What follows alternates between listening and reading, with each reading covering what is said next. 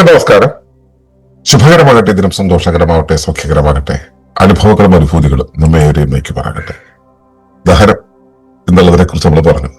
ഈ ദഹിക്കുന്ന സമയത്ത് ഭക്ഷണം നമ്മുടെ അകത്തേക്ക് നൽകാൻ നമ്മൾ ഉപയോഗിക്കുന്ന ഒരു ടൂളാണ്. ദഹനത്തിനായി ഭക്ഷണത്തെ അകത്തേക്ക് നടക്കാനുള്ള ഒരു ടൂളാണ് ഈ പാചകം എന്ന് പറയുന്നത്. ഈ പാചകം എന്ന് പറയുന്നത് നല്ലതല്ല, നല്ലതാണ് എന്നൊക്കെ പറയുന്ന പലവിധ ചർച്ചകൾ നമ്മൾ നടത്താം, ഇനിയും നടത്താം. അപ്പോൾ അവിടെയും നമ്മൾ ഉപയോഗിക്കുന്ന ഒരു രീതി നമുക്ക് ഈ നമ്മളൊരു സ്പെക്ട്രം ആയിട്ട് ടേബിളുകളൊക്കെ ഉണ്ടായിക്കഴിഞ്ഞാൽ വളരെ എളുപ്പത്തിൽ മനസ്സിലാവും. അതുപോലെ പാചക രീതിയിൽ, ഭക്ഷണത്തെ പ്രോസസ്സ് ചെയ്യുന്ന രീതിയിൽ എന്തെല്ലാം രീതികളുണ്ട്, അവ എത്രത്തോളം ഭക്ഷണത്തെ സങ്കീർണമാക്കും, ഭക്ഷണത്തിന്റെ ആ ജൈവതയെ, ഭക്ഷണത്തിന്റെ ആ തനത് ഗുണത്തെ നഷ്ടപ്പെടുത്തുമെന്നുള്ളത് അനുസരിച്ച് നമുക്കൊന്ന് മനസ്സിലാക്കാം. അങ്ങനെ ഒരു പട്ടിക നമ്മൾ ഉണ്ടാക്കുന്നതാണ്, മനുഷ്യരുണ്ടാക്കുന്നതാണ്. അതായത് എങ്ങനെയൊക്കെയാണോ ഇതിന്റെ ദഹനത്തിന്റെ സങ്കീർണത ഉണ്ടാക്കുന്നത്, അല്ലെങ്കിൽ ഭക്ഷണത്തിന് കേടുപാടുകൾ വരുത്തുന്നത്, അതിനനുസരിച്ച് നമ്മൾ ലിസ്റ്റ് ചെയ്ത് വെച്ചിട്ടുള്ളത്. അതാണ് പട്ടിക. ഈ പട്ടിക മനസ്സിലുണ്ടെങ്കിൽ വളരെ പെട്ടെന്ന് നമുക്ക് പാചക രീതിയെ സ്വീകരിക്കുന്നത് ഏത് വിധം വേണമെന്നുള്ളത് നമുക്ക് തീരുമാനിക്കാനാവും. അപ്പൊ അതിനെക്കുറിച്ച് പറയുന്നത് ഇവിടെ എങ്ങനെയാണ്: spectrum of cooking methods shows less heat and processing preserve food health. പാചക രീതിയുടെ ക്രമരാജി, ചൂട്, സമയം, എണ്ണ, സംസ്കരണം എന്നിവയെ അടിസ്ഥാനമാക്കി പാചക രീതികൾ ഭക്ഷണത്തെ ബാധിക്കുന്നു. പച്ചയായ ഭക്ഷണം ദോഷങ്ങളൊന്നും ഉണ്ടാക്കുന്നില്ലെന്ന് മാത്രമല്ല, ഘടനയെയും എൻസൈമുകളെയും മാറ്റമില്ലാതെ നിലനിർത്തുകയും ചെയ്യുന്നു. കുതിർക്കൽ, മുളപ്പിക്കൽ, പുളിപ്പിക്കൽ, ലഘുവായ ഉണക്കൽ എന്നിവ എൻസൈമുകളെ ഉണർത്തുകയും കുറഞ്ഞ പോഷണ നഷ്ടത്തോടുകൂടി ദഹനം മെച്ചപ്പെടുത്തുകയും ചെയ്യുന്നു. ആവിയിൽ വേവിക്കുന്നതും ചെറുതായി മുളപ്പിച്ച് ചെറുതായി തിളച്ച വെള്ളത്തിലിടുന്നതും ചെറിയ നാശനഷ്ടങ്ങൾ മാത്രമേ ഉണ്ടാക്കുന്നുള്ളൂ എന്നതിലുപരി മിക്ക പോഷണങ്ങളും സംരക്ഷിക്കുന്നു. ഇൻഡക്ഷൻ കുക്കിംഗ് ഉപയോഗിച്ചുള്ള സ്റ്റീമിങ്ങും തിളപ്പിക്കലും ചൂട് വേഗത്തിലും നിയന്ത്രിതവുമായതിനാൽ വളരെ കുറഞ്ഞ ആഘാതമേ ഉണ്ടാക്കുകയുള്ളൂ. പ്രഷർ കുക്കിങ്ങും തിളപ്പിക്കുന്നതും പ്രത്യേകിച്ചും ജലത്തിൽ ലയിക്കുന്ന വിറ്റാമിനുകളുടെ നഷ്ടത്തിന് കാരണമാകുന്നു. കൂടുതൽ സമയം കുറഞ്ഞ ചൂടിൽ പാചകം ചെയ്യുന്നതും സ്ലോ കുക്കിങ്ങും ഭക്ഷണത്തിന്റെ ഘടനയെ ക്രമേണ ദുർബലപ്പെടുത്തുന്നു. വഴറ്റുന്നതും വറുക്കുന്നതും ഇൻഡക്ഷൻ ഉപയോഗിക്കുമ്പോൾ അമിതമായ ചൂട് കാരണം ദോഷഫലങ്ങൾ വർദ്ധിപ്പിക്കുന്നു. വറുക്കുന്നതും പൊരിക്കുന്നതും ഗ്രിൽ ചെയ്യുന്നതും ഓക്സിഡേഷൻ വർദ്ധിപ്പിക്കുന്നു. മൊരിക്കുന്നതും ഡീപ് ഫ്രൈ ചെയ്യുന്നതും കാർബണേഷൻ കാരണമാകുന്നു. ഉപയോഗിച്ച എണ്ണ വീണ്ടും ഉപയോഗിക്കുന്നത് വിഷാംശങ്ങൾക്കും പുകയേൽപ്പിക്കുന്നത് ദോഷപദാർത്ഥങ്ങൾക്കും കാരണമാകുന്നു. മൈക്രോവേവ് ഉപയോഗിക്കുന്നത് അമിതമായ ചൂടിൽ സംസ്കരിക്കുന്നതും ശുദ്ധീകരിക്കുന്നതും ആവർത്തിച്ച് ചൂടാക്കുന്നതും ജൈവിക അഖണ്ഡതയെ നശിപ്പിക്കുന്നു.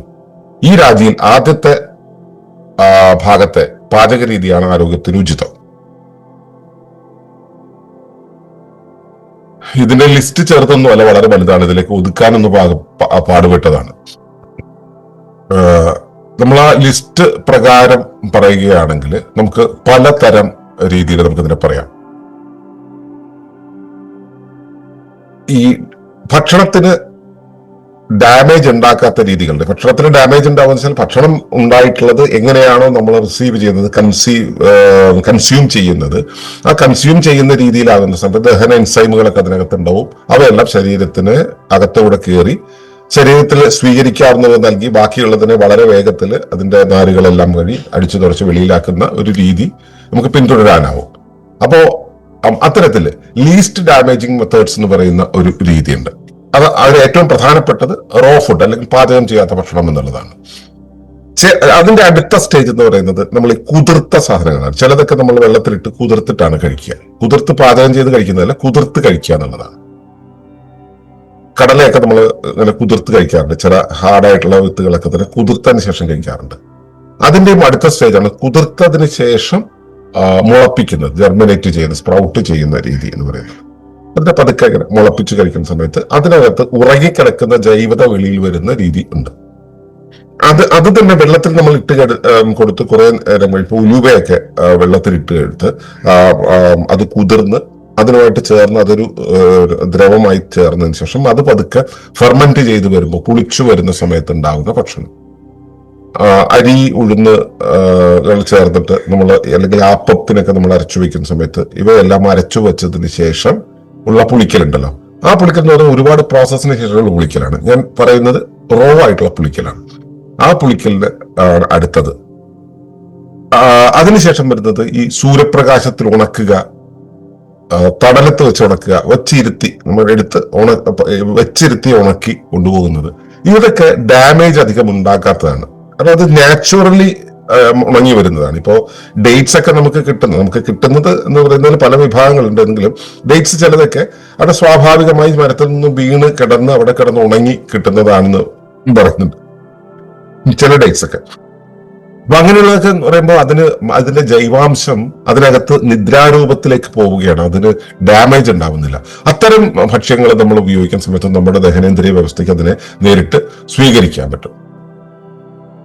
ഇത്രയും കാര്യങ്ങളാണ് ഡാമേജ് ഇല്ലാത്ത ഭക്ഷ്യങ്ങൾ എന്ന് പറയുന്നത്.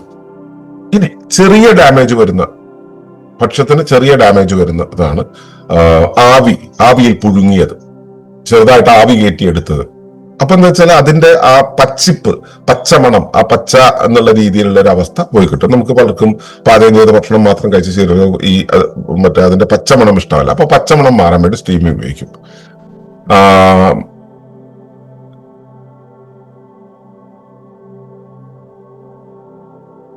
പിന്നെ അത് കഴിഞ്ഞാല് ഈ വെള്ളത്തിലിട്ടിട്ട് ചെറുതായി സ്റ്റീം ചെയ്യുന്ന പരിപാടി, ചെറുതായിട്ട് മറ്റേ തിളപ്പിക്കുന്ന, ജസ്റ്റ് ഒന്ന് ചൂടാക്കി എടുക്കുന്ന. ഇപ്പോ ഈ നമ്മള് ജീരക വെള്ളം ഒക്കെ വെക്കില്ലേ, ആ ജീരക വെള്ളം വെക്കുമ്പോൾ നമ്മൾ ചെറുതായിട്ട് ചൂടാക്കും അല്ലെ. ചില സാധനങ്ങൾ ഇപ്പോ എന്താ പറയാ കോളിഫ്ലവർ നമ്മൾ ജസ്റ്റ് ഒന്ന് തിളച്ച വെള്ളത്തിൽ ഇട്ടെടുക്കും, എന്നിട്ട് നമ്മളത് കറി വെക്കാൻ ഉപയോഗിക്കുകയാണ് ചെയ്യുക. പക്ഷെ അത് അങ്ങനെ തന്നെ ഉപയോഗിക്കുന്ന രീതിയുണ്ട്. അപ്പൊ ആ രീതിയിലൊക്കെയാണ് സമയത്ത് അത് ചെറിയ രീതിയിലുള്ള മാറ്റം ഉണ്ടാവുക. അതുപോലെ തന്നെ പ്രഷർ സ്റ്റീമിംഗ് എന്ന് പറയുന്നത്, സാധാരണ രീതിയിലുള്ള സ്റ്റീമിംഗ് എന്ന് പറയുന്ന ഒരു അവസ്ഥയ്ക്ക് പകരം പ്രഷർ സ്റ്റീമിംഗ് എന്ന് പറയുന്ന ഒരു രീതിയുണ്ട്. പ്രഷർ സ്റ്റീമിംഗ് എന്ന് പറയുമ്പോൾ ഇഡലി ഉണ്ടാക്കാൻ നമ്മൾ മറ്റേ ഇതിനകത്ത് വെക്കുന്നു, ഇഡലി പാത്രത്തിനകത്ത് വെക്കുന്നു. ഇഡലി പാത്രത്തിനകത്ത് വെക്കുന്ന സമയത്ത് അതിനകത്ത് ചെറിയൊരു പ്രഷർ ഉണ്ടാവും. പ്രഷർ കുക്കറിനകത്ത് വയ്ക്കുന്ന പ്രഷറല്ല, ചെറിയൊരു പ്രഷർ ഉണ്ടാവും. അതിനകത്ത് ആവിയിൽ വേവുന്നത് കുറച്ചുകൂടെ നാശനഷ്ടം ഒഴിവാക്കുന്നതാണ്. ഇനി ഇടത്തരം ഡാമേജ് ഉണ്ടാക്കുന്നതാണ് വേവിക്കൽ, ഈ പുഴുങ്ങൽ എന്ന് പറയുന്നത്. ശരിക്കും നമ്മൾ വെള്ളത്തിലിട്ട് പുഴുങ്ങൽ, മിതമായ ദോഷമാണ് അത് ഉണ്ടാക്കുക, അത് ഇട്ട് തിളപ്പിക്കുക എന്നുള്ളത്. പിന്നെ രണ്ടാമതാണ് സിമ്മറിംഗ് എന്ന് പറയുന്നത്, അതായത് തിളപ്പിക്കുക, കുറച്ച് കൂടുതൽ തിളപ്പിക്കുക എന്നുള്ളത്. ആദ്യം ഒന്ന് തിളപ്പിച്ചെടുക്കുന്നു, രണ്ടാമത് അപ്പൊ പച്ചക്കറിയൊക്കെ ആണെന്ന് വെച്ചാൽ അത് ഉടയില്ല. രണ്ടാമത്തെ വെച്ചാൽ നല്ലപോലെ ഉടഞ്ഞ് ചേരുന്നൊരവസ്ഥ. നമ്മൾ ഈ നോൺ ബയോട്ടിക് ഹോൾനെസ് എന്ന് പറയുന്ന എന്തെങ്കിലും പറഞ്ഞൊരു പ്രയോഗം ഉണ്ടല്ലോ, ആ രൂപത്തിലേക്ക് എത്തിക്കുന്നതാണ് അടുത്ത സ്റ്റേജ് സ്റ്റ്യൂവിംഗ് എന്ന് പറയുന്നത്. ശരിക്കും ഇവയെല്ലാം കൂടെ ഉടഞ്ഞ് പരുവായി എടുക്കുന്നൊരവസ്ഥ. അതിനുമപ്പുറത്തേക്ക് ചിലതുണ്ട് ലോ ഫ്ലെയിമിൽ വെച്ചിട്ട് ചെയ്യാന്ന്. അപ്പോ എനിക്ക് തന്നെ ഒരു ധാരണ ഉണ്ടായിരുന്നു, ഈ ലോ ഫ്ലെയിമിൽ വെക്കുന്ന സമയത്ത് ഭക്ഷ്യത്തിന് വലിയ പ്രശ്നം ഉണ്ടാവില്ലെന്ന്. ഞാൻ ഇതുമായിട്ട് ബന്ധപ്പെട്ടുള്ള പഠനങ്ങളിലൂടെ പോയപ്പോഴാണ് മനസ്സിലായത്, ഈ സ്ലോ ഫ്ലെയിമിലുള്ള കുക്കിംഗ് എന്ന് പറയുന്നത് കൂടുതൽ നേരം ചൂട് നിലനിർത്തുന്നതാണ്. കൂടുതൽ നേരം ചൂട് നിലനിർത്തുന്നു, കൂടുതൽ നേരം ഈ പ്രോസസ്സിനകത്തൂടെ കൊണ്ടുപോകുന്നത് കൊണ്ട് തന്നെ ഭക്ഷ്യം വളരെയേറെ കേടാകുന്നു എന്നൊരു പ്രശ്നമുണ്ട്. അപ്പോ ഈ മിതമായ ദോഷമുള്ള രീതിയാണ് ഈ പറഞ്ഞത്. ഇനി കൂടുതൽ ദോഷമുള്ള രീതിയാണ് വഴറ്റൽ എന്ന് പറയുന്നത്. നമ്മൾ ഉള്ളി ഒക്കെ എണ്ണയിലിട്ട് വഴറ്റുമല്ലോ, പച്ചക്കറികളൊക്കെ എണ്ണയിലിട്ട് വഴറ്റിയതിനു ശേഷം പുഴുങ്ങുക എന്നുള്ള പരിപാടി വേറെയുണ്ട്. വഴറ്റുക, അതൊന്ന്. വഴറ്റുക എന്നുള്ളത് സാധാരണ പാത്രത്തിലിട്ട് വഴറ്റുന്നത്. അതല്ലാതെ ഈ പാനിലിട്ടിട്ട് നമ്മൾ ഈ ഇപ്പം മീന് പോലുള്ളത്, അതുപോലെ ചില മുരിക്കുന്ന സാധനങ്ങളെല്ലാം പാൻ ഫ്രൈയിങ് എന്ന് പറയുന്നത് ഉണ്ടാകാറുണ്ട്. പാൻ ഫ്രൈയിങ്ങിന്റെ അടുത്ത സ്റ്റേജാണ് റോസ്റ്റിംഗ്. നമ്മളിപ്പോൾ മസാല ദോശയൊക്കെ ഉണ്ടാകുന്ന സ്ഥലത്തും ദോശ ചുട്ടെടുക്കുക, ദോശ ജസ്റ്റ് ഒന്ന് പാനിൽ ഇട്ടിട്ട് എടുക്കുക എന്നുള്ള രീതിയിലല്ല നമ്മൾ ചെയ്യുന്നത്. അതിന്റെ അകത്തേക്ക് സൈഡിൽ എണ്ണയൊക്കെ ഒഴിച്ച് അതിനെ റോസ്റ്റ് ചെയ്തെടുക്കും. ഇത് കാർബണേഷന് കാരണമാകുന്നുണ്ട്. ഈ ഈ ഭക്ഷണം എണ്ണയിലേക്ക് ഈ വഴറ്റലിലേക്ക് വരുമ്പോൾ തന്നെ കാർബണേറ്റ് ചെയ്യപ്പെടും, അത് ജൈവാംശം നഷ്ടപ്പെട്ട് അത് കൂടുതൽ കാർബണേറ്റഡ് ആവുന്ന ഒരു അവസ്ഥയുണ്ട്. ഇതിന് ഈ റോസ്റ്റിങ്ങിലേക്കൊക്കെ ചെല്ലുന്ന സമയത്ത് അത് ശരിക്കും പൂർണ്ണമായിട്ടും കരിയില്ല അതിന് മുമ്പുള്ളത്. അതിനെയാണ് നമ്മൾ മൊരിയൽ എന്ന് പറയുക. ആ മൊരിയൽ എന്ന് പറയുന്നത് ശരിക്കും കാർബണേറ്റഡ്, ഈ ഭക്ഷണത്തിന്റെ ഫ്ലേവറോട് കൂടിയുള്ള കാർബണേറ്റഡ് സ്ട്രക്ചറാണ്. ഇത് നിരന്തരമായിട്ട് കഴിക്കുന്നത് ക്യാൻസർ ഉണ്ടാക്കും എന്നുള്ളത് ഉറപ്പാണ്. അതുപോലെ തന്നെ ബേക്കിംഗ്, ഗ്രില്ലിംഗ് തുടങ്ങിയ കാര്യങ്ങളും ഏതാണ്ട് ഇതുപോലെ തന്നെ വരുന്നതാണ്. ബേക്കിംഗ് എന്ന് പറയുന്നത് ഈ മറ്റേ ബേക്കറിക്കകത്ത് അല്ലെങ്കിൽ ബോർമയ്ക്കകത്ത് വച്ച് ജസ്റ്റ് ചൂടാക്കി എടുക്കുന്നതല്ല, അതിനകത്ത് വെച്ച് നല്ലപോലെ കരിച്ചെടുക്കുന്ന രീതിയുണ്ട്, നല്ലപോലെ മുരിച്ചെടുക്കുന്ന രീതിയുണ്ട്. അതുപോലെ തന്നെ ഗ്രില്ലിംഗ്, തീയുടെ മുകളിലിട്ട് എടുക്കുന്ന രീതിയുണ്ട്. ഇവയെല്ലാം കൂടുതൽ ദോഷമുള്ള രീതികളാണ്. ഇനി വളരെ കൂടുതൽ ദോഷമുള്ള രീതികളാണ് ഈ മീനൊക്കെ എണ്ണയിലിട്ട് വറുത്തെടുക്കും, മുറുക്ക് എണ്ണയിലിട്ട് വറുത്തെടുക്കും, ബോണ്ട, ബജ്ജി, വട എണ്ണയിലിട്ട് ഡീപ് ഫ്രൈ ചെയ്തെടുക്കും. ഉറപ്പാണ് അവ ശരീരത്തിന് ഗംഭീര പ്രശ്നങ്ങൾ ഉണ്ടാക്കും. ഇനി അതിന്റെ അടുത്തൊരു പുലിവാല് പറയാം. ഈ നമ്മളിപ്പോ തട്ടുകടയിൽ നിന്നാണ് വാങ്ങിക്കുന്നതിരിക്കട്ടെ, അവിടുത്തെ എണ്ണയോ വീണ്ടും വീണ്ടും വീണ്ടും ആവർത്തിച്ചു വറുക്കുന്നതാണ് അല്ലെ, ഈ രീതിയിലുള്ളത്. അതുപോലെ തന്നെ ഇത്തരം സാധനങ്ങളിൽ പലതരം ഫ്യൂമുകൾ കേട്ടുന്നത്, പുക, മറ്റേ സാധാരണ വിറക് കത്തിച്ച പുകയേൽക്കുകയാണെങ്കിൽ അവയുടെ ആഷ് കയറുന്ന സമയത്ത് ഈ ഭക്ഷ്യത്തിന് ശരീരത്തിലെ ദഹന പ്രക്രിയയിലൂടെ കടന്നു പോകുവാനുള്ള ചില ഉൾപ്രേരണകൾ നൽകുമെന്നാണ് നമ്മുടെ അനുഭവം. അതേസമയം മറ്റ് ആർട്ടിഫിഷ്യൽ ആയിട്ടുള്ള ഫ്യൂമുകൾ അതിനകത്തേക്ക് ചെല്ലുമ്പോൾ ഇവയുടെ ഭക്ഷ്യഘടനയിൽ മാറ്റം വരികയും ഈ കാർബണേഷൻ എന്നുള്ളതിന് പകരം അതിൽ തന്നെ ഘടനാപരമായ മാറ്റങ്ങൾ വന്ന് ക്യാൻസറേഷന് കാരണമാവുകയും ചെയ്യുന്നു എന്നാണ് പല പഠനങ്ങളും പറഞ്ഞു കേട്ടിട്ടുള്ളത്. ഇനി അതിലും അധികം ഡാമേജ് വരുന്ന കാര്യങ്ങൾ എന്ന് പറയുന്നത് ഈ മൈക്രോവേവ് അവൻ ഉണ്ടല്ലോ, അതിനകത്തേക്ക് വയ്ക്കുന്ന സമയത്ത് സ്ട്രക്ചറൽ റീപ്രോഗ്രാമിംഗ് ആണ് നടക്കുക. എന്നുവെച്ചാൽ ഭക്ഷ്യവസ്തുക്കൾക്ക്, ഭക്ഷ്യ ഘടകങ്ങളുടെ അലൈൻമെന്റ് ഉണ്ടല്ലോ, അവയുടെ ഒരു പാറ്റേൺ ഉണ്ടല്ലോ. ഈ പാറ്റേണിന് നമ്മളിപ്പോ ഈ ജലത്തിന്റെ അകത്തെ തന്മാത്രകളുടെ ഒരു പാറ്റേണിനെ കുറിച്ച് പറഞ്ഞു. ഇതുപോലെ ഭക്ഷ്യഘടനയ്ക്ക് അത് ചൂടാകുമ്പോൾ പോലും ഇവ തമ്മിലുള്ള പരസ്പര ബന്ധം നഷ്ടപ്പെടുമ്പോഴും ഈ പാറ്റേൺ എന്നുള്ളത് നിലനിൽക്കുന്നുണ്ട് കുറെയൊക്കെ. മൈക്രോവേവ് ഓവൻ പോലുള്ള, അതുപോലെ തന്നെ ഇൻഡക്ഷൻ കുക്കർ പോലുള്ള കാര്യങ്ങളിലേക്ക് പോകുന്ന സമയത്ത് ഈ മൈക്രോവേവിന്റെ അല്ലെങ്കിൽ ആ മറ്റേ ഇൻഡക്ഷൻ എക്യുപ്മെന്റിന്റെ ഫ്രീക്വൻസിക്ക് അനുസരിച്ച്, അവിടെയുള്ള മാഗ്നറ്റിക് ഇൻഡക്ഷൻ അനുസരിച്ച്, മാഗ്നറ്റിക് ഇൻഫ്ലുവൻസിനനുസരിച്ച് ഇതിനകത്തെ കോശങ്ങളുടെ, ഭക്ഷ്യ ഘടകത്തിനകത്തെ കോശങ്ങളുടെ അലൈൻമെന്റിൽ മാറ്റം വരും.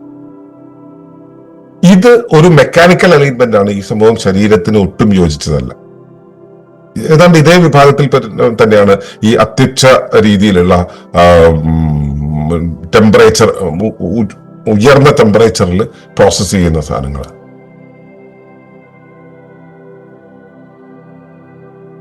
പിന്നെ ഇതിന്റെ അപ്പുറത്താണ് ശുചീകരണം, ആവർത്തിച്ച് ചൂടാക്കുക എന്നൊക്കെ പറയുന്നത് ഇതിനും അപ്പുറത്തുള്ളതാണ്. ഇതെല്ലാം പറഞ്ഞിട്ട് ഇതിനും അപ്പുറത്തേക്ക് പോകുന്ന രീതിയിലാണ് നമ്മുടെ പല രീതികൾ. ഇപ്പോ ഉദാഹരണത്തിന് ഒരു സാധനം ചൂടാക്കി തിളപ്പിച്ചു, ഫ്രിഡ്ജിനകത്ത് കയറ്റി വെച്ചു, പിറ്റേ ദിവസം എടുക്കുന്നു, നമ്മളത് വീണ്ടും ചൂടാക്കുന്നു, ഉപയോഗിക്കുന്നു, ബാക്കിയുള്ളത് ഫ്രിഡ്ജിനകത്ത് കയറ്റി വെക്കുന്നു, എടുക്കുന്നു, വീണ്ടും ചൂടാക്കുന്നു, കഴിക്കുന്നു, ബാക്കിയുള്ളത് ഫ്രിഡ്ജിനകത്ത് കയറ്റി വെക്കുന്നു. ഈ രീതി കാലങ്ങളായിട്ട് അനുവർത്തിച്ചു വരുന്ന ഒട്ടേറെ പേരുണ്ട്. അവരെ സംബന്ധിച്ചിടത്തോളം ഇതൊന്നും ഒരു പുത്തരിയല്ല, ഇതൊക്കെ എങ്ങനെയാണ് ജീവിതം എന്നുള്ളതാണ്. പക്ഷെ ആരോഗ്യത്തെക്കുറിച്ച് കൺസേൺ ആവുന്ന സമയത്ത് നമുക്ക് കൃത്യമായിട്ട് ബോധ്യമുണ്ടാവണം, പാചകം ചെയ്യുന്ന ഭക്ഷണം നമ്മളെ നല്ലപോലെ ബാധിക്കുന്നുണ്ടെന്നും ആ പാചകത്തിന്റെ ഘട്ടങ്ങൾ ഏതൊക്കെ രീതിയിലാണെന്നുള്ളതും നമ്മൾ അറിയേണ്ടതുണ്ട്. നല്ല രീതിയിലുള്ള ആരോഗ്യം നിലനിർത്തണമെന്നുണ്ടെങ്കിൽ നമ്മൾ ചെയ്യേണ്ടത് ഇതിന്റെ ആദ്യ ഭാഗത്തേക്ക്, അതായത് റോ ഫുഡ് പോലുള്ള അല്ലെങ്കിൽ സ്റ്റീമിംഗ് പോലുള്ള അല്ലെങ്കിൽ ചെറുതായിട്ട് വേവിച്ചെടുക്കുന്നത് പോലുള്ള രീതിയിലേക്ക് പോവുകയാണ് വേണ്ടത്. ഉദാഹരണത്തിന് നമ്മൾ ഇപ്പോ മറ്റേ പച്ചക്കറികൾ അത് ഇപ്പൊ ബീൻസോ പയറോ ഒക്കെ ആണെങ്കിൽ അതൊന്ന് അതിന്റെ ആ പച്ചിപ്പ് മാറുന്ന രീതിയിൽ ഒന്ന് ചൂടാക്കി അതിലൊന്ന് ഉപ്പ് പറ്റുന്ന രീതിയിൽ അല്ലെങ്കിൽ മുളക് പറ്റുന്ന രീതിയിൽ നമുക്ക് അങ്ങനെയൊക്കെയാണല്ലോ കഴിക്കാൻ തോന്നുക. ആ രീതിയിലേക്ക് ആയിട്ട് അത് നമുക്ക് വാങ്ങിയെടുക്കാം, അടുപ്പത്തൊന്ന് വാങ്ങിയെടുക്കാം. അപ്പൊ അങ്ങനെ ഉള്ള ലഘുവായിട്ടുള്ള പാചകങ്ങൾ. ഇപ്പൊ ഇവിടെ നമ്മളൊക്കെ അവിയൽ ഉണ്ടാക്കുന്ന സമയത്ത് ആ അവിയലിന്റെ കഷ്ണങ്ങൾ ജസ്റ്റ് ഒന്ന് ചൂടായി അതിന്റെ ആ കടിക്കാനുള്ള ഒരവസ്ഥയിലേക്ക് വരുമ്പോഴേക്കും പുള്ളി അതിനെ ഇറക്കി വെച്ചിട്ടുണ്ടാവും. ഇവയെല്ലാം തമ്മിൽ അതിന്റെ ആ ഒരു ഉടയാതെ എടുക്കുന്ന ഒരു അവസ്ഥയുണ്ട്. അപ്പൊ അങ്ങനെ ഇതിനെ സ്റ്റൂ ആകാൻ, കറിയാകാൻ, അല്ലെങ്കിൽ അതെല്ലാം മിക്സ് ചെയ്തൊരു സംഗ്രഹമാകാൻ പുള്ളി ശ്രമിക്കാറില്ല. ഞാൻ പലപ്പോഴും നേരെ തിരിച്ച് ചെയ്ത് നോക്കാറുണ്ട്, എല്ലാം ഉടച്ച് എടുക്കുന്നത്. പക്ഷെ അത് അപകടമാണ്. അപ്പോൾ നമ്മൾ ഇതിനെ എല്ലാം പാചകം ചെയ്യുമ്പോൾ തന്നെ വളരെ മോഡറേറ്റ് ആയിട്ട് ചെയ്യുന്ന രീതി നമ്മൾ അനുവർത്തിക്കുകയാണെങ്കിൽ ശരീരത്തിന് ഈ കഴിക്കുന്ന ഭക്ഷണത്തിന്റെ ജൈവത സ്വീകരിക്കാൻ കഴിയും. അതിനുവേണ്ടിയാണ് നമ്മൾ ഭക്ഷണം കഴിക്കുന്നത്. അതല്ല എന്ന് വെച്ച് കഴിഞ്ഞാല് അത് ജൈവത കിട്ടില്ല എന്ന് മാത്രമല്ല, ശരീരത്തിന്റെ പ്രവർത്തനത്തെ, ശരീരത്തിന്റെ ധർമ്മത്തെ എല്ലാം നല്ലപോലെ ബാധിച്ച് അത് ശരീരത്തെ വേറൊരു വഴിക്ക് തിരിച്ചുവിടുകയാണ് ചെയ്യുക. അപ്പോൾ ഭക്ഷ്യരാജി എന്നുള്ളത് നമ്മൾ മനസ്സിൽ സൂക്ഷിക്കുക, പറ്റുമെങ്കിൽ അടുക്കളയിൽ സൂക്ഷിക്കുക.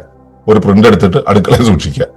പാചകം ചെയ്യുന്ന സമയത്ത് ഞാൻ എവിടെയാണ് നിൽക്കേണ്ടത്, ഞാൻ എത്രത്തോളം ചെയ്യേണ്ടത് ഉണ്ട് എന്നുള്ളത് ഒരു മനസ്സിലൊരു ചിത്രം വരുന്ന സമയത്ത് പതുക്കെ നമ്മൾ ശരിയായ ക്രമത്തിലേക്ക് വരും.